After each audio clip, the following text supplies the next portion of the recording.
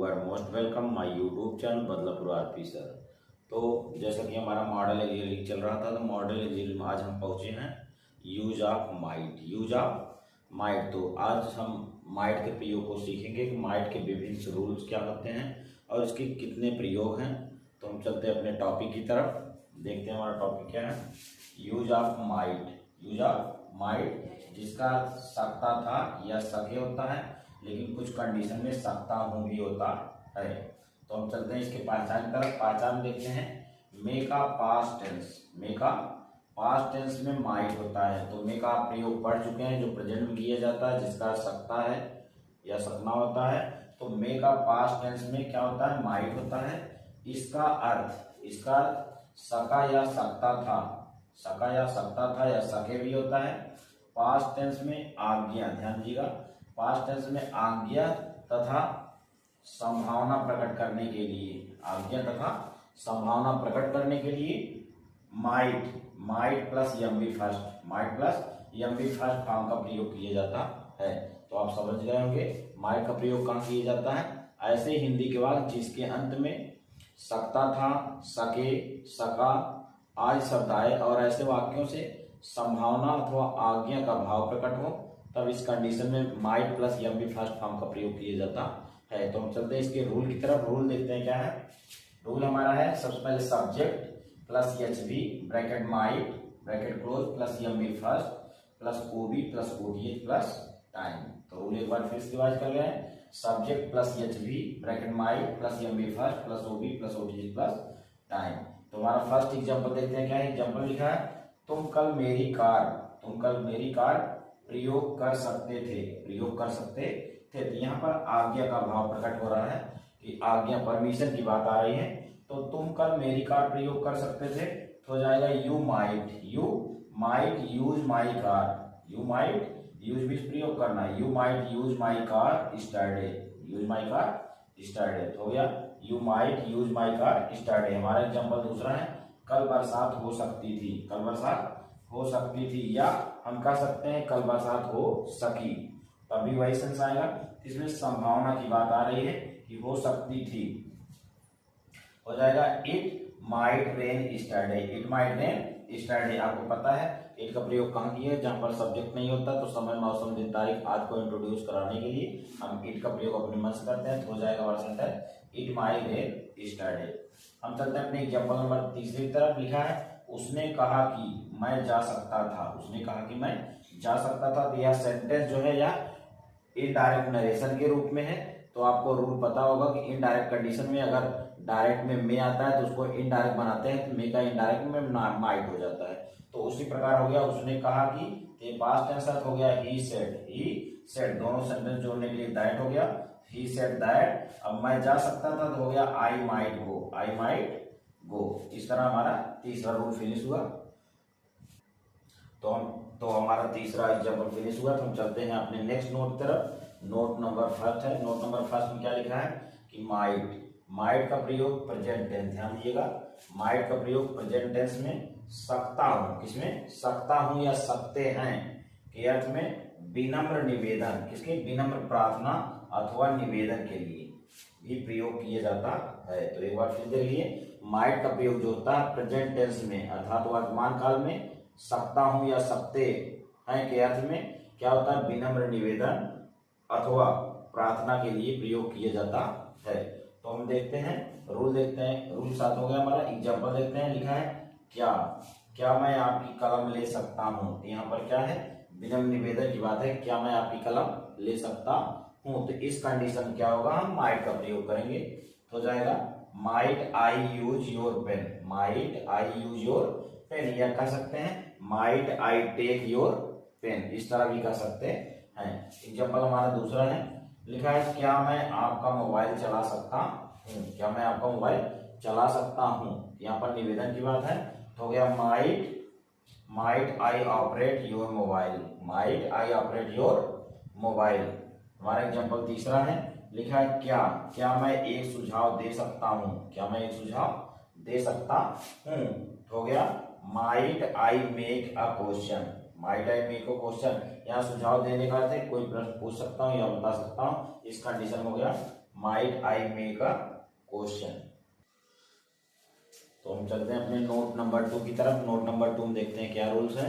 Note number 2 में लिखा है कि माइट का प्रयोग इनडायरेक्ट, माइट का प्रयोग डायरेक्ट से इनडायरेक्ट बनाते समय क्या करते हैं, मे को माइट कर दिया जाता है। तो सीधा सीधा अर्थ है कि अगर डायरेक्ट में मे का प्रयोग किया गया है तो इनडायरेक्ट बनाते समय रिपोर्टिंग वर्ब पास्ट टेंस में होने पर मे को हम माइट में कर देते हैं। तो एग्जांपल देखते हैं। लिखा है ही, डायरेक्ट में लिखा है ही सेड टू मी। यहाँ पर सेड आपका पास्ट टेंस है। इसका रूल होता है अगर यह रिपोर्टिंग वर्ब पास्ट टेंस में है तो रिपोर्टेड स्पीच का वाक्य भी पास्ट टेंस में होना चाहिए। तो हो गया he said to me, single comma double comma, you may use my car, use my car. अब हमें क्या करना है, इसको इनडायरेक्ट बदलना है तो मे को हम क्या करेंगे, माइट कर देंगे। तो सेड के बाद ऑब्जेक्ट है तो हो गया he told me, he told me. दोनों वाक्यों को जोड़ने के लिए हम दैट कर दिए तो हो गया ही टोल्ड मी दैट। अब यू है, यू सेकंड पर्सन है 123/7 के अनुसार या ऑब्जेक्ट के अनुसार चेंज होगा। तो मी है, मी का सब्जेक्ट हो गया आई, तो हो गया आई। तो मे है, मे को हम क्या किए, माइट बना दिए तो हो गया आई माइट यूज।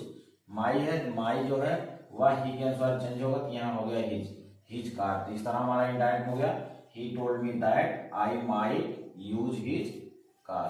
तो इस तरह सीधा सीधा आप जानते रहिए कि डायरेक्ट से इनडायरेक्ट बनाते समय मे को हम क्या करते हैं, रिपोर्टिंग और पास्ट टेंस होने पर माइट कर देते हैं। तो हम चलते हैं अपने नोट नंबर 3 की तरफ। नोट नंबर 3 में देखते हैं अगर कोई ऐसा वाक्य है जिसमें 2 क्लास दिए गए हैं, अर्थात एक प्रिंसिपल क्लास, एक सबऑर्डिनेट क्लास, एक प्रधान वाक्य और एक उपवाक्य।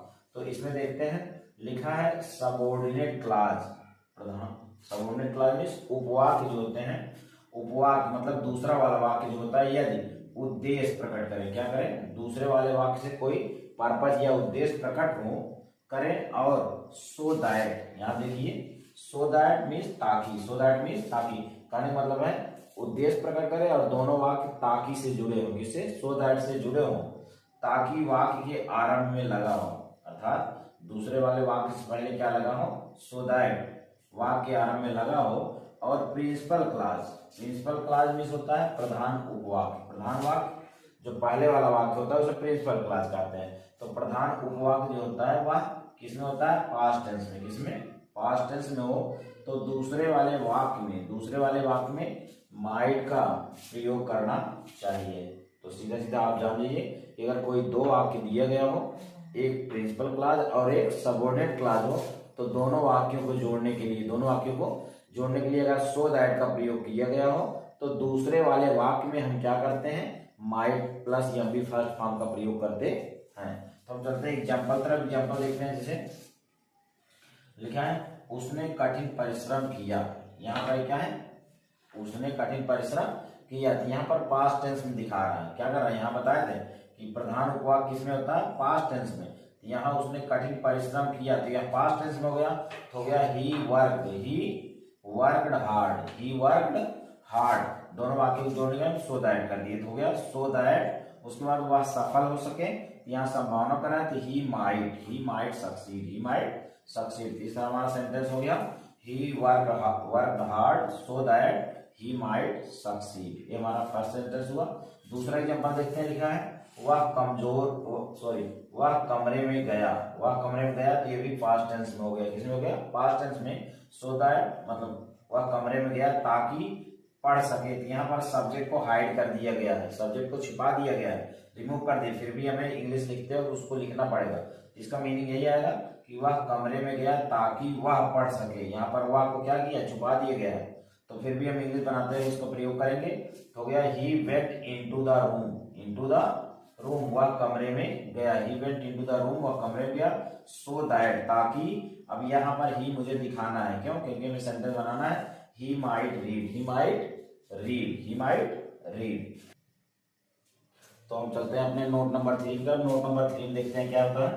नोट नंबर 3 में लिखा है कि माइट क्या है, माइट का प्रयोग प्रेजेंट टेंस में दूर की संभावना, प्रेजेंट टेंस में दूर की संभावना सीधा सीधा अर्थ है कि हिंदी वाक्य अंत में क्या आएगा, सकता है, सकती है आएगा और दूर की संभावना की बात हो। तो माइट का प्रयोग प्रेजेंट टेंस में दूर की संभावना व्यक्त करने के लिए या प्रकट करने के लिए might plus M B first का प्रयोग करना चाहिए। तो हम एग्जाम्पल के माध्यम से समझते हैं कैसे है। लिखा है राम कमजोर है, यहाँ पर बताया कि राम क्या है, प्रेजेंट की बात है, राम कमजोर है, तो कमजोर है तो Ram is dull, Ram is dull. फिर क्या है, वह इस साल परीक्षा में फेल हो सकता है, परीक्षा में फेल हो सकता मतलब अभी परीक्षा काफी समय है, फिर भी उसके बारे में गेस कर रहे हैं कि वह कमजोर है और वह परीक्षा में फेल हो सकता है, तो क्या है, दूर की संभावना है, संभावना कर रहे हैं, तो हो गया वह इस साल परीक्षा में फेल हो सकता है, तो हो जाएगा he might fail in the exam this year या एग्जामिनेशन दिस ईयर, हो जाएगा he might fail in the examination this year या एग्जाम इन दिस ईयर। तो इस तरह हो गया। हमारा एग्जाम्पल दूसरा है, आकाश अभी साफ है, यहाँ पर बता रहे हैं आकाश अभी साफ है शायद, या तो लिखा है the sky is clear now, आकाश अभी साफ है, the sky is clear now, परंतु शाम को बारिश हो सकती है, यहाँ पर संभावना बताया कि यह सुबह का समय है, मौसम साफ है, लेकिन हो सकता है कि शाम को बारिश हो जाए, तो हो जाएगा बट, लेकिन या परंतु it might rain in the evening, तो इस तरह हमारा सेंटेंस हो गया, the sky is clear now but it might rain in the evening. तो इस तरह दूर की संभावना के लिए भी हम माइट का प्रयोग, might plus M B first का प्रयोग करते हैं। इस तरह बहुत सारे सेंटेंस बन सकते हैं। तो मैं आपसे निवेदन करूंगा, अगर यह मेरा माइट का प्रयोग अच्छे से समझ में आ गया हो तो इसको अधिक से अधिक शेयर करें, और मैं देख रहा हूँ दिन प्रतिदिन लोग मुझसे जुड़ते जा रहे हैं, इसके लिए मैं प्यारे सब्सक्राइबर और प्यारे स्टूडेंट को बहुत बहुत धन्यवाद देना चाहूंगा। Thank you very much. Subscribe my video.